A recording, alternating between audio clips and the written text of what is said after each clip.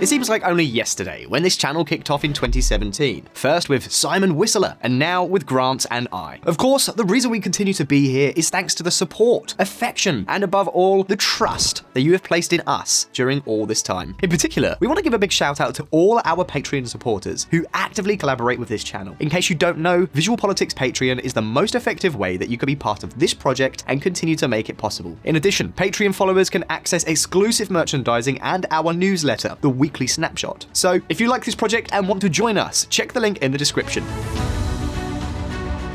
In general, if you're long-time followers of VisualPolitik, you already know that we have our own traditions. The idea behind these awards is to recognise the politicians or institutions that have done the best work during the year that is coming to an end. Why do we do it? Well, because while we believe that knowing how to be critical is important, so is knowing how to recognise good work. The fact is that there are 3 awards that we give out, but the order is random. That is, none of these 3 politicians is better than the others. All 3 are at the same level. Let's be honest, in other years, the competition was very close because there were many candidates. This year, we've had the opposite problem. 2021 has left little reason for optimism, so finding 3 success stories has actually been a very difficult task. That said, who are our protagonists for the year 2021? Let's check our list.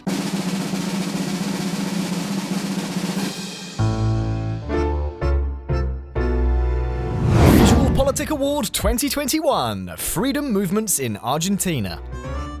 I don't think it will come as any surprise. Argentina is one of VisualPolitik's favourite countries. To give you an idea, so far we have published 20 videos on the political, economic and social situation of this country. This makes it the 4th most talked about country on VisualPolitik, after the United States, China and Russia. We're continuing today with our special series about Argentina. In Argentina, more than half of the price of a car consists of taxes. You know that here on VisualPolitik, we love Argentina. And yes, this is another video about Argentina. And we keep coming back to it, because over the last 80 years, Argentina has been a huge testing laboratory of public policies, mostly of the policies that you should not follow if you want things to go well. Politicians in this country have done exactly the opposite of most successful countries in the world. Today, Argentina is one of the countries with the highest taxes in the world, is one of the countries most closed to trade, has some of the most rigid labour laws in the world. Their unions are veritable empires, public budgets are never balanced, and the country is addicted to turning time and again to the money printing machine.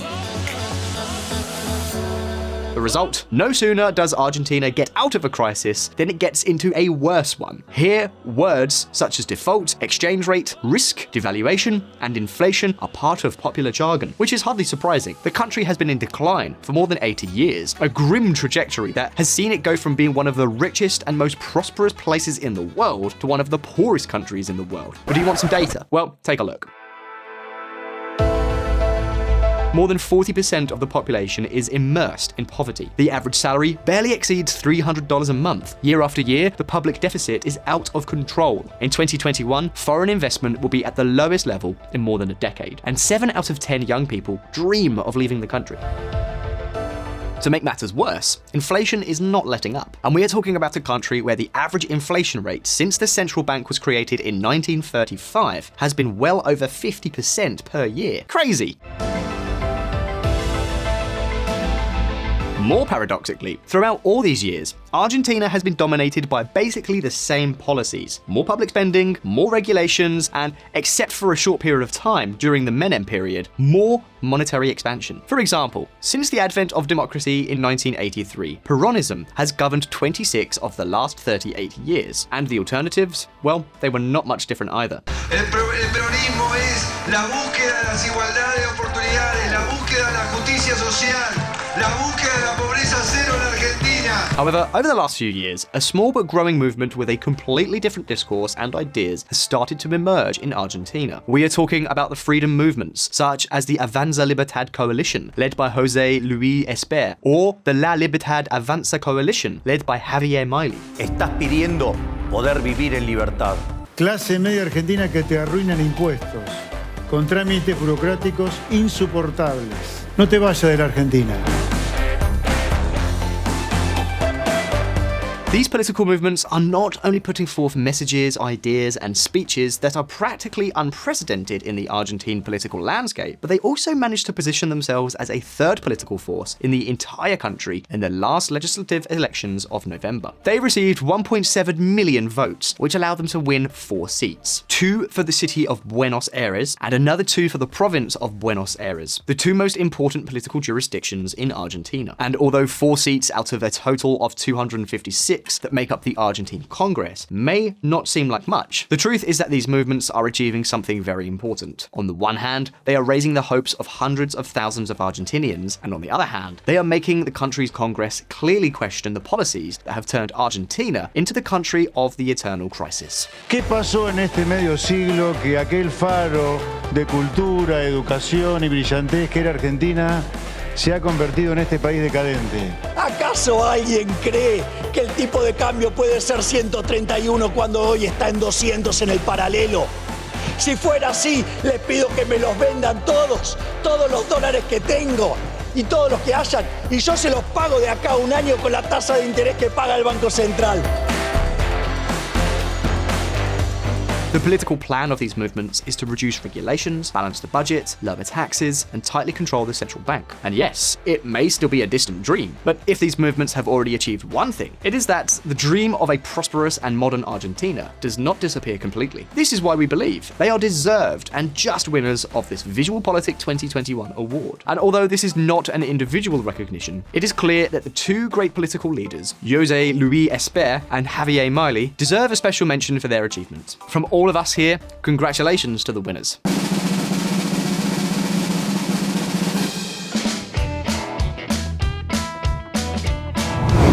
VisualPolitik Awards 2021. Volodymyr Zelensky. Volodymyr Zelensky is the president of Ukraine. With this information alone, I can imagine what you are all thinking. Ukraine commanders say a Russian invasion would overwhelm them. That's right, at the time of making this video, there is maximum tension on the border between Russia and Ukraine. There are real fears that Russia could re-invade Ukraine, and many of you will think this is why we are giving Zelensky the award, but the truth is, it is not. The Ukrainian president has done more than enough to earn our applause, but in saying that, we have to understand what country we are talking about.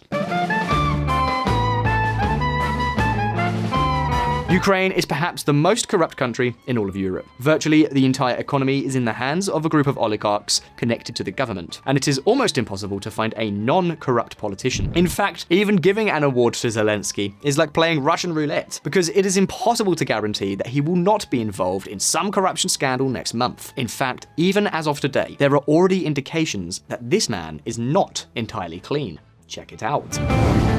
Pandora Papers reveal offshore holdings of Ukrainian president and his inner circle. So why, may you ask, are we giving him an award? Well, for starters, no corruption has been proven so far. It is true that Zelensky has companies abroad. In fact, he declared almost all of his properties before taking office as president. Now, some shares in other companies have come to light. In any case, having offshore companies is illegal. And living in Ukraine, it is quite understandable that anyone would want to protect their money outside the country. Let's remember that we are talking about one of the most corrupt countries in the world. In other words, at the moment, we cannot confirm that Zelensky is corrupt. What we can confirm is that Zelensky has been the politician who has fought hardest against corruption. And believe me, Ukraine needs that. We are talking about the poorest country in Europe in terms of GDP per capita. Ukrainians are as poor as Salvadorans and Turkmen, and that is because in this country it is practically impossible to set up a competitive business if you are not connected to the government. No matter what industry we are talking about, everything is in the hands of oligarchs and corrupt politicians, and that includes Ukraine's military. In fact, that's one of the reasons Putin was able to invade Ukraine in 2014 almost effortlessly. The country barely had any trained troops. There wasn't even money to buy boots for all the soldiers. It was the same story, no matter which political party was in charge, from pro-Russian to pro-European forces. That is until Zelensky arrived. Звертаюсь до Петра Порошенко. Ви кличете мене на дебати. Мріяли, що я втечу, відморожусь, заховаюсь. Ні. Я це не ви у 14-му році. Before becoming a politician, he was a TV actor, known all over Ukraine for personifying the president of Ukraine in a TV series. That's right. In fact, when he ran for election in 2019, many wondered whether his candidacy was serious or not. His victory came as a surprise to everyone, including all of us here at VisualPolitik. Now don't get me wrong, Zelensky is far from being the ideal politician, and Ukraine is light years away from cleaning up all its corruption. But it must be recognised that in 2021, they have gotten down to work. For example, in June of this year, they approved the sale and purchase of agricultural land. Until then, the law required that Ukraine's fertile lands remain in the hands of only 25 oligarchs. But not only that, if there is one thing that makes Zelensky deserve our applause, it is this other law.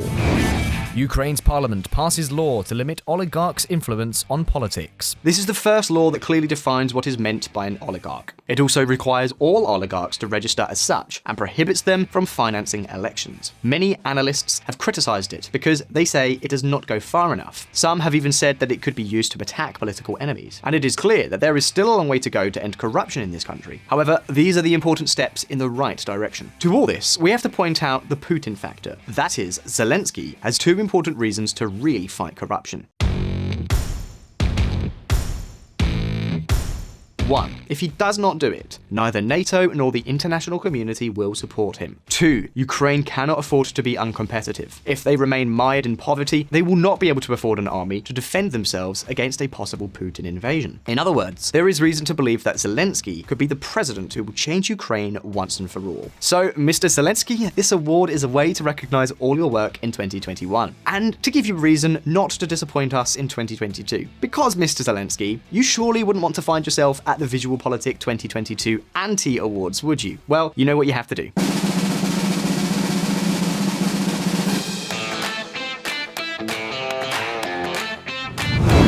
VisualPolitik Award 2021, CPTPP. This is perhaps one of the most unusual awards that we have given out at VisualPolitik. It is not an award to a politician or a movement, but to an institution. And in addition, a very unusual institution. None other than the CPTPP, the Comprehensive and Progressive Agreement for Trans-Pacific Partnership, better known as TPP-11 or TPP-11, one of the most significant free trade and economic integration agreements in history. An agreement that was born as a legacy of the failed TPP, the largest free trade agreement in history, that almost collapsed when Donald Trump decided to pull the United States out as soon as he arrived in the White House. However, the other 11 member countries, and particularly thanks to Japan's drive, decided to go ahead. They've created a market of 500 million people that accounts for around 14% of the world's GDP. We are talking about an agreement that practically completely opens the doors of economies of Japan, Australia, Canada, New Zealand, Vietnam, Mexico, Chile, Peru, Brunei, Malaysia, and Singapore for all its members. Because VisualPolitik fans, the CPTPP is what is known as a New Generation Trade Agreement. That is, the agreement is not only limited to eliminating most tariffs, but also focuses on reducing and liberalizing non-tariff barriers and establishing common rules regarding digital trade, limitations on state-owned enterprises, intellectual property, environmental regulations, etc., etc., etc. At the time, when the United States was in, the Obama administration defined it as an instrument called to set the new rules of world trade. The idea is that once you're in, the freedom of commercial movement between the different member countries is practically total. And you know what? That's exactly what its member countries are focused on. But that's not all. The CPTPP stands out above all because it has become the club of choice. The United Kingdom, Taiwan, and the People's Republic of China have now formally applied for membership. South Korea and probably Thailand are expected to join in 2022. Some even suggest that the United States could finally join this wave, although for the moment, our 2021 Anti-Award winner, Joe Biden, does not seem very keen. The fact is that we are talking about an agreement that has put trade, openness, and economic integration back at the top of the list of the agendas of many of the world's largest economies. All with the clear objective of promoting free markets, economic integration, and competition, which, as you all know, are things we love on VisualPolitik. In fact, at present, it seems unlikely that China could be accepted, because it would have to change many things in its political economic system. For example, it would have to stop subsidizing public companies, interfere less in private ones, and allow the free movement of data. And the truth is that Xi Jinping does not seem to be very much in favor of this.